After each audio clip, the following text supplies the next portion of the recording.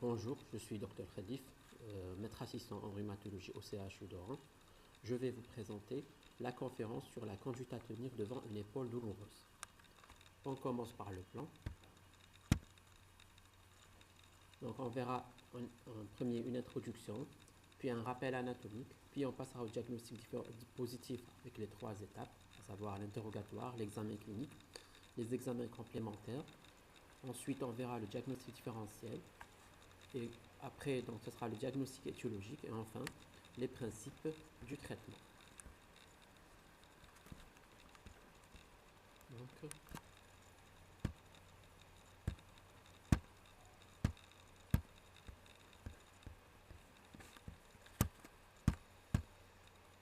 en introduction, les douleurs de l'épaule représentent un motif de consultation très fréquent. Donc, il s'agit du deuxième motif de consultation en rhumatologie après les lombalgies, notamment les lombalgies chroniques. La pathologie périarticulaire, à savoir la coiffe des rotateurs, la pathologie de la capsule articulaire, les bourses séreuses représentent 90% des motifs de consultation pour épaules douloureuses. Dans 10% des cas, il s'agit d'autres étiologies. Sur le plan anatomique, l'articulation de l'épaule est constituée par l'union de deux unités anatomiques fonctionnelles principales qui sont la gléno-humérale et la homo-humérale et la scapulothoracique, donc qui est une articulation virtuelle. Et deux articulations accessoires, l'acromioclaviculaire et la sternoclaviculaire qui assurent surtout des mouvements de translation. Les bourses séreuses, donc après, à côté des articulations principales et accessoires, on a les bourses séreuses, donc la bourse sous-acromio-deltoïdienne et la sous-acromio-coracoïdienne, et donc les bourses séreuses en fonction de faciliter surtout le mouvement des tendons sur les surfaces osseuses. En troisième lieu, et c'est les plus importants, parce qu'ils sont ils peuvent être atteints lors de différents processus. Donc les tendons de la coiffe des rotateurs, ils jouent un rôle dans la stabilité de l'articulation homo-humérale, constituée en haut par le tendon du supraépineux et de l'infraépineux. En dedans, c'est le tendon du subscapulaire.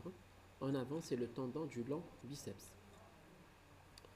La face supérieure, le tendon du long biceps, il ne fait pas partie proprement dite donc de la coiffe des rotateurs. Donc les tendons de la coiffe du rotateur sont surtout le sus et le supraépineux et le subscapulaire. La face supérieure des tendons de la coiffe des rotateurs est séparée de l'articulation acromioclaviculaire et de la face inférieure du deltoïde, donc par une bourse séreuse de glissement. Donc c'est un espace, c'est un espace pratiquement virtuel, mais qui peut être source de certains processus, lors de certaines pathologies, source de processus inflammatoires et donc peut entraîner des douleurs de l'épaule. Les tendons de la coiffe des rotateurs passent dans un défilé constitué en bas par la tête humérale et le trochiter, donc la grosse tubérosité humérale, et en haut par un auvent formé en avant par le ligament acromio-coracoïdien et en arrière par l'acromion, donc en bas. Donc le tendon, l'espace où passent les tendons de la coiffe des rotateurs donc, est formé par, donc c'est un espace pratiquement clos, il est formé en haut par la tête humérale et le trochiter, en haut par un auvent formé par le ligament acromio-coracoïdien et en arrière par l'acromion dont il existe plusieurs variétés anatomiques plus ou moins recourbées vers le bas et donc agressives pour les tendons de la coiffe. Là on parle surtout de la forme anatomique de l'acromion. Donc il y a des acromions qui ne sont pas agressifs, d'autres par contre ils sont plus ou moins agressifs pour les tendons de la coiffe. Là, c'est un schéma qui représente ou reprend les différents constituants des articulations de l'épaule, notamment sur le plan ligamentaire et sur le plan tendineux. Et donc, les plus importants, c'est surtout les tendons de la coiffe de rotator et le ligament acromio-coracoïdien et acromio et coraco, le ligament acromio-coracoïdien et le ligament coraco-huméral.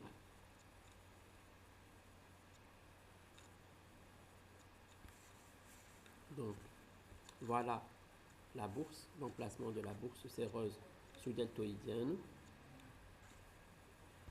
On voit également ici, donc sur cette coupe-là, l'insertion du tendon, des différents tendons de la coiffe des rotators, donc à savoir le muscle subscapulaire. Là aussi, on voit les différentes insertions, donc il y a le tendon du supraépineux, voici.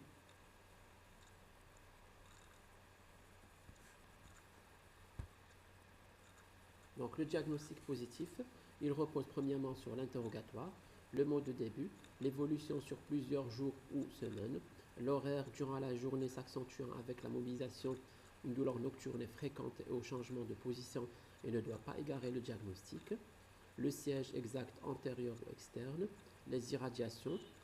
Donc il faut savoir aussi par rapport aux irradiations, les douleurs de l'épaule n'irradient d'origine scapulaire proprement dite n'irradie jamais en postérieur.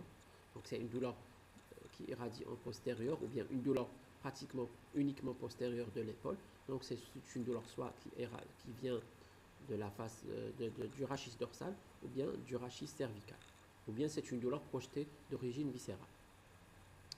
Le geste déclenchant cette douleur est accentué par la pression locale et certains mouvements. Le retentissement fonctionnel, donc ça peut être modéré comme ça peut entraîner une gêne fonctionnelle majeure et les antécédents du patient.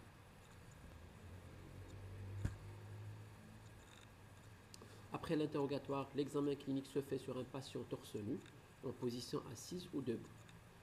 Donc, selon les habitudes de l'examinateur, donc c'est possible de faire, comme ce n'est pas une articulation importante, donc on a le choix entre en position assise ou debout. Premier temps, c'est l'inspection. On note surtout un gonflement, une asymétrie des épaules, une amyotrophie des fosses sus et sous-épineuses, une modification des téguments, ecchymose, rougeur. La palpation à la recherche d'une augmentation de la chaleur locale en cas d'une arthrite infectieuse ou inflammatoire, recherche des points douloureux électifs, palpation des insertions tendineuses et des différentes articulations de l'épaule. Donc voici comment se palpent les différents tendons de la coiffe des rotators. Donc on va voir essentiellement le sus épineux en premier. Donc la main est mise dans le dos, comme dans la figure. Le tendon se palpe à 1 cm environ au-dessous et en avant du bord antérieur de l'acromion. Donc c'est exactement au point où est schématisé le doigt de l'examinateur. La palpation du tendon du sous-épineux, l'infraspinatus, le bras mis en flexion, comme schématisé, adduction et rotation externe. Le tendon se palpe sous l'épine de l'omoplate vers sa jonction avec l'acromion. Donc là, l'intérêt de ces mouvements, c'est de dégager le tendon, donc de son insertion, et plutôt le passage du tendon, et donc, c'est-à-dire en imprimant un mouvement dans le tendon concerné et responsable, et puis voilà, pour mettre en évidence s'il y a une douleur à l'insertion tendineuse. La mobilisation, on a trois types de mobilisation. Donc la mobilisation active contre pesanteur puis contre résistance. Donc elle va examiner surtout les tendons.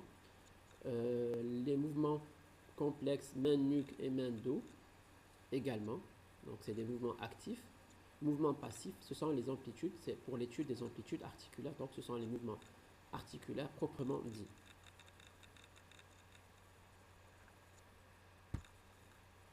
Là, c'est un tableau qui reprend donc les différentes amplitudes articulaires d'articulation de l'épaule. Donc, on a trois degrés de liberté, si vous voulez, 3 axes de mouvement. Donc, l'abduction, l'adduction, l'antépulsion, la rétropulsion, la rotation externe, la rotation interne. Comme vous voyez, donc, pour l'abduction, elle est évaluée à 180 degrés à l'état normal ou chez le sujet normal. L'adduction à 30 degrés, la antépulsion à 180 degrés, la rétropulsion à 50 degrés, la rotation externe à 80 degrés et la rotation interne à 90 degrés. Et vous avez les différents tendons qui en sont responsables. Là, c'est une figure qui reprend la manœuvre, certaines manœuvres actives, à savoir la manœuvre main-nuque et main-dos. Donc la main-nuque représente surtout c'est le mouvement de rotation externe de l'épaule. En fait, pratiquement c'est le même mouvement qu'on imprime quand on fait l'examen en passif. Et le mouvement main-dos, c'est la rotation interne active.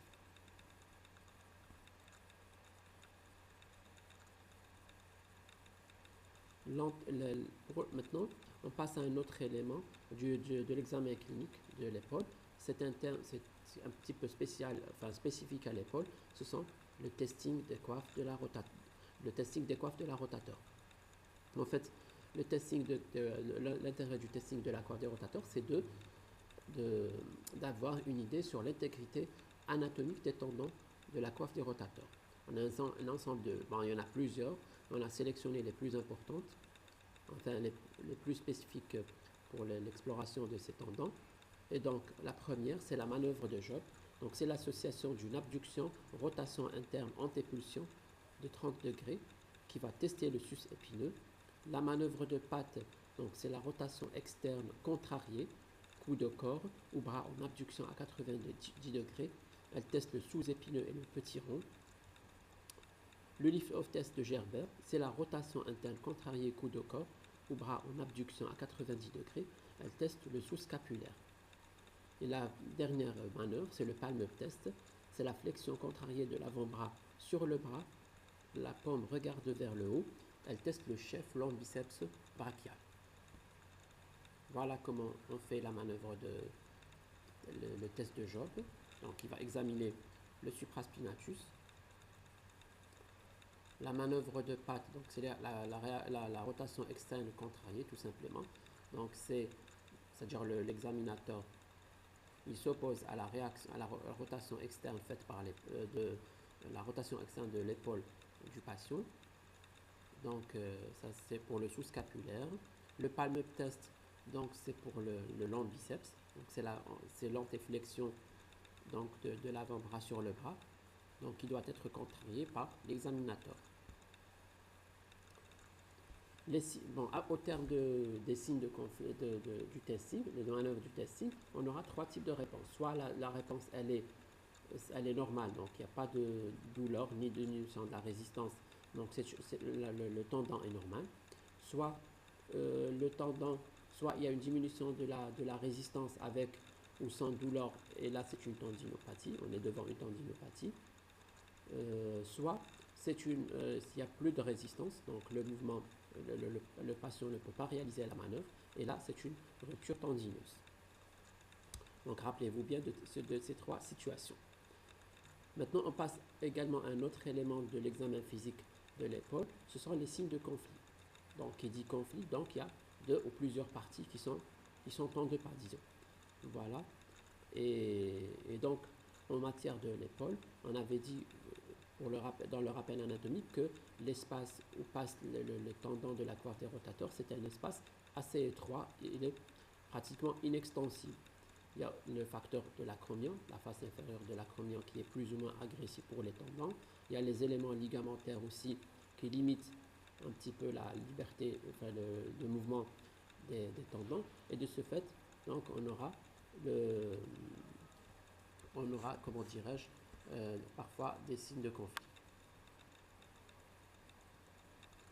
Le premier signe de conflit, on l'appelle l'impingement signe de Neer. C'est le signe d'incarcération. C'est en bloquant le trochiter contre la face antéro-inférieure de l'acromion. C'est-à-dire, comment reproduire les signes de conflit? Ils sont reproduits, c'est-à-dire c'est l'examinateur qui doit reproduire le conflit. Donc, le patient ne sait pas qu'il a un conflit quelque part. Voilà. Lui, qu'est-ce qu'il rapporte? Il va rapporter une douleur ou bien une sensation d'accrochage. Donc, on a le signe d'incarcération ou l'impingement signe en anglais de Neer. Donc, c'est un signe qui témoigne, il témoigne d'un conflit entre le tendon du supraspinatus essentiellement et la face antéro-inférieure de l'acromion. Donc c'est surtout l'élévation passive.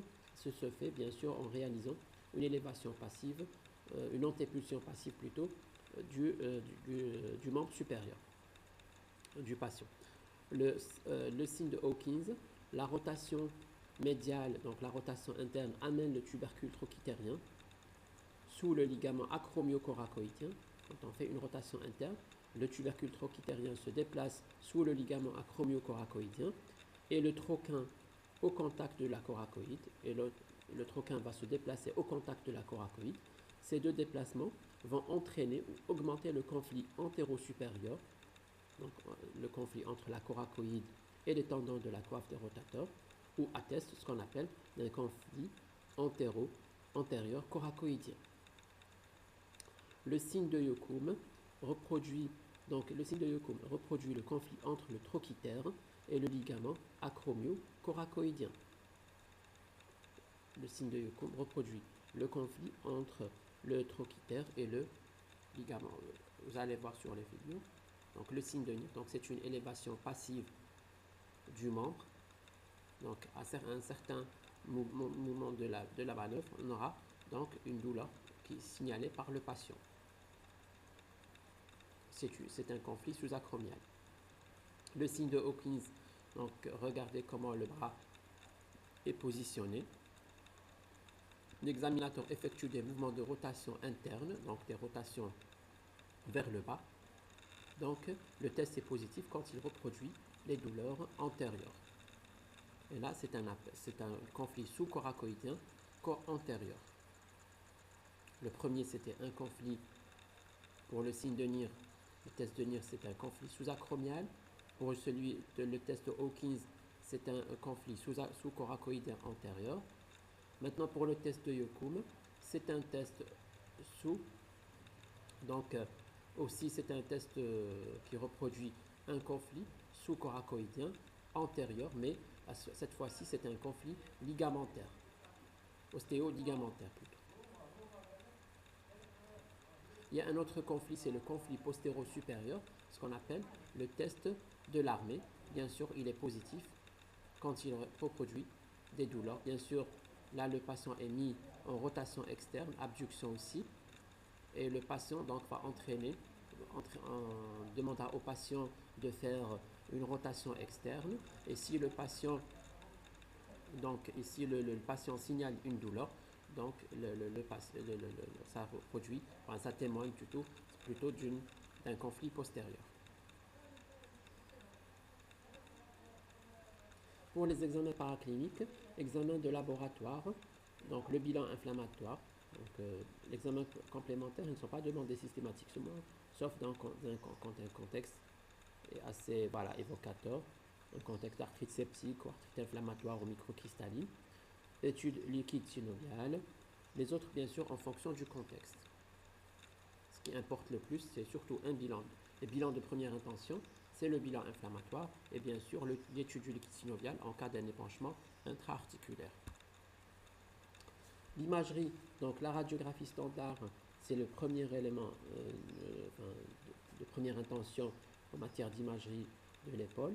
Donc les clichés, on pourrait demander des clichés de face en rotation indifférente. Une échographie en cas de pathologie, bien sûr fréquemment demandée ici pour la pathologie de la coiffe des rotateurs ou bien la pathologie synoviale.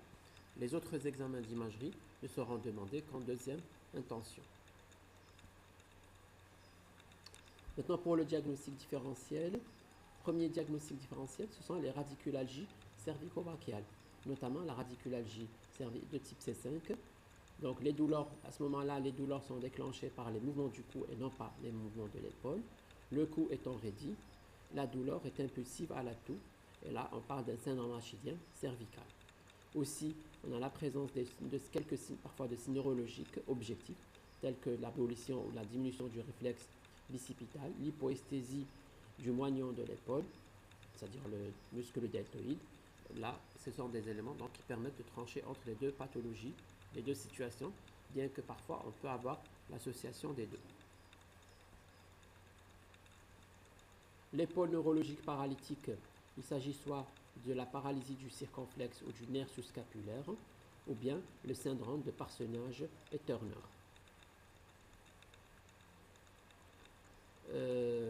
Les lésions, on a aussi les lésions osseuses de voisinage. Elles peuvent être une infection, une ostéite, donc une ostéite par exemple humérale, une tumeur primitive ou secondaire, notamment les tumeurs de la tête humérale, une ostéopathie telle qu'une maladie de Paget, une ostéomalacie avec fissure de Looser-Milkman. Donc c'est une complication de l'ostéomalacie.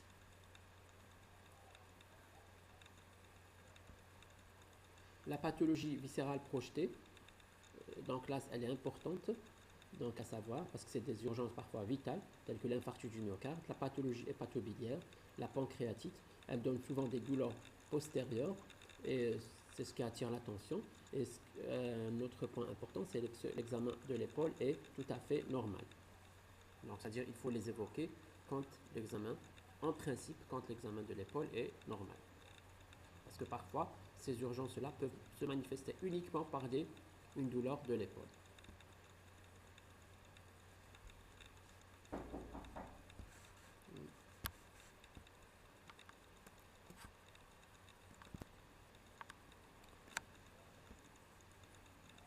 Donc, pour le diagnostic étiologique, on a 5 grands cadres étiologiques concernant les douleurs de l'épaule. On a la pathologie périarticulaire, donc qui est de loin la plus fréquente. On l'avait dit qu'elle pourrait atteindre 90% des étiologies. Donc, plusieurs tableaux cliniques. On a l'épaule douloureuse simple. Là, elle témoigne d'une tendinopathie, de l'existence d'une tendinopathie simple de la coiffe des rotateurs, donc l'épaule douloureuse simple. Donc, uniquement, c'est un tableau, c'est par atteinte des tendons de la coiffe des rotateurs. Elle est assez fréquente après l'âge de 40 ans, n'empêche qu'on peut l'avoir chez les sujets plus jeunes. Donc, l'effort, c'est-à-dire il y a des circonstances, à savoir les efforts déclenchant, notamment des efforts répétés, les douleurs sont des douleurs du moignon, typiquement du moignon de l'épaule qui surviennent au mouvement. La mobilité articulaire est normale, donc il n'y a pas de limitation. On a une douleur lors des mouvements contrariés ou bien lors de ce qu'on appelle du testing de la coiffe. Les tendons intéressés par ordre de fréquence, c'est surtout le tendon du épineux, notamment pour les trappes, des douleurs, voilà, des sujets qui travaillent en hauteur. Les longs biceps en deuxième position, le sous-épineux et le sous-scapulaire en troisième position. Le deuxième tableau, donc c'est le tableau d'une épaule aiguë hyperalgique, donc c'est un peu plus sérieux. Donc il s'agit là d'une bursite aiguë microcristalline. Donc cette bursite là, elle est due donc à la rupture d'une calcification tendineuse dans la bourse sous-acromio-deltoïdienne. Bien sûr, la calcification tendineuse, elle provient d'un processus inflammatoire chronique des tendons de la coiffe des rotateurs. Là, c'est intriqué. Donc, on est passé du stade d'une tendinopathie simple vers un stade d'une tendinopathie chronique, vers un stade de la tendinopathie calcifiante, vers le stade, le préterminal, donc c'est la libération de la calcification, et le stade ultime, c'est la bursite, l'inflammation de la bourse, bien sûr la libération de la calcification dans la bourse séreuse, et le stade ultime, donc c'est l'inflammation de la bourse, l'inflammation aiguë de la bourse. Donc sur le plan clinique, il s'agit d'une douleur intense avec impotence fonctionnelle majeure. Là, sur le plan physique, on a une mobilité passive active très limitée, voire nulle. Donc ça rappelle un petit peu l'attitude d'un traumatisé du membre supérieur.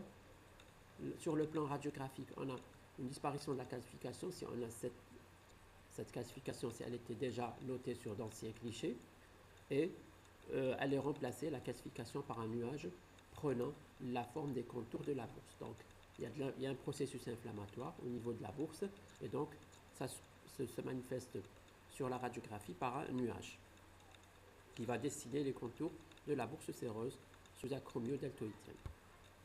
Voici donc sur le cliché de gauche donc la calcification avant sa rupture et sa dissolution. Donc il y a plusieurs macrocalcifications, et là sur le cliché de droite, donc on voit le nuage un nuage qui dessine donc les contours de la bourse séreuse sous acromio-deltoïdienne.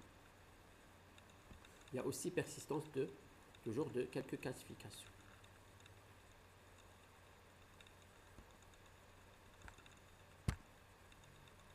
Le troisième tableau, c'est l'épaule. C'est toujours dans l'atteinte périarticulaire, dans les atteintes périarticulaires de l'épaule. On a l'épaule pseudo-paralytique. Donc on dit pseudo-paralytique parce que ce n'est pas une vraie paralysie.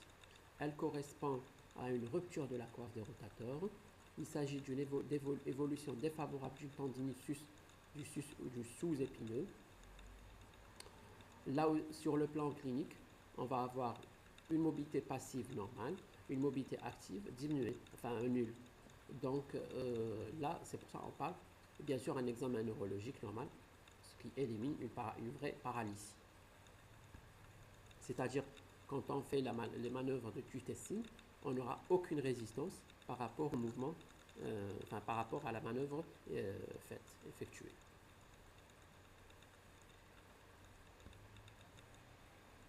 Le quatrième tableau, donc, c'est l'épaule gelée ou bloquée. Donc, elle correspond à une capsulite rétractive. Donc là, on n'est plus dans la pathologie de la coiffe des rotateurs, mais la pathologie de la capsule. Il y a un enraidissement progressif de l'épaule. Il est précédé parfois par une phase hyperalgique, mais ce n'est pas la phase hyperalgique de la bursite microcristalline. Donc c'est une phase hyperalgique qui rentre parfois dans le cadre d'une algodystrophie.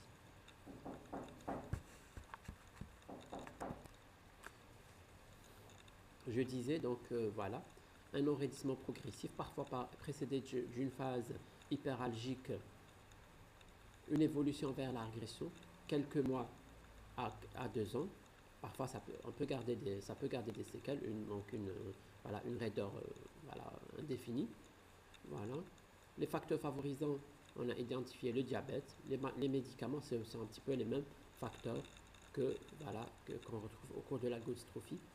Donc les barbituriques, l'isoniazide, l'iode radioactif, les traumatismes, ce sont les plus fréquents d'ailleurs, la pathologie pulmonaire, la pathologie cardiaque et la pathologie neurologique. Sur le plan radiologique, au tout départ, notamment à la phase hyperalgique, on a surtout des radios d'aspect normal. À la phase de rétraction, on a ce qu'on appelle